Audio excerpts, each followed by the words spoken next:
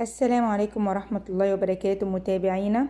إن شاء الله في فيديو اليوم هنستكمل مع بعضينا أصوات الحروف وطريقة كتابتهم الصحيحة. يلا بينا نبدأ. معانا أول صوت النهاردة صوت حرف الأف. صوت حرف الأف زي فيش فيش. تاني صوت حرف الجي ج ج زي girl girl.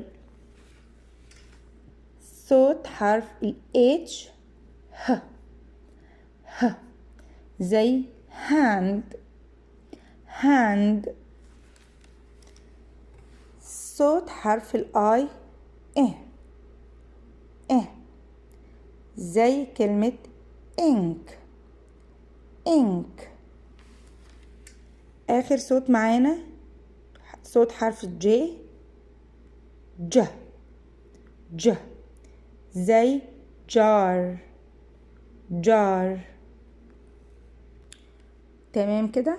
وزي ما قلت قبل كده ندرب الأطفال على الأصوات بحروف سمول مش كابيتال، عشان الكلمات اللي بتنكتب أو اللي هيقرأوها هتكون مكتوبة بخط سمول.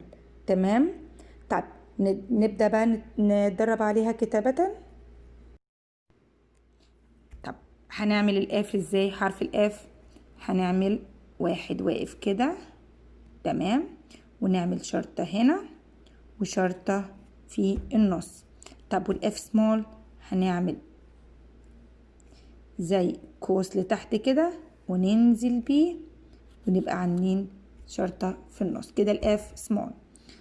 طب حرف الجي هنعمل دايرة مفتوحة ونطلع بيها كده ونعمل شرطة، والجي سمول دايرة صغيرة برضو تاني بس بين السطرين اللي تحت وننزل بيها.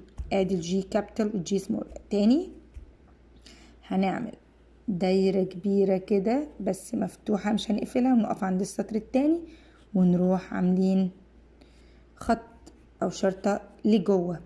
طب والسمول هنعمل دايرة صغيرة بين السطرين وننزل بيها لتحت، وادي الجي سمول.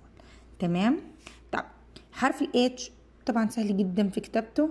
هنقول هنعمل واحد كده كمان واحد قصاده ونربط ما بينهم بشرطة في النص. طب الاتش سمول واحد واقف كده ونعمل له ميل صغير لتحت. طيب الاي واخده التلات سطور او خطوط ونعمل لها شرطة من فوق وشرطة من تحت. تمام. طب الاي سمول ما بين السطرين اللي تحت ونعمل النقطة هنا فوق. طب حرف الجي واقف هنا نعمل شرطة من هنا وننزل ما بين الثلاث سطور فقط. طب والجي سمول من هنا وننزل والنقطة تبقى هنا. يبقى دي الطريقة الصحيحة لكتابة الحروف من الاف لجي. تمام. ياريت ندرب عليها الأطفال كويس. مجرد بس ما ايديهم تاخد على وضعية الحرف وطريقة كتابته من غير سطور ومن غير حاجة هيقدر يكتب بطريقة صحيحة ان شاء الله. لو عجبكم الفيديو من فضلكم اعملوا له لايك وشير، ولو عندكم اي تعليق ممكن تتركوه في الكومنتات تحت. شكرا والسلام عليكم ورحمة الله وبركاته.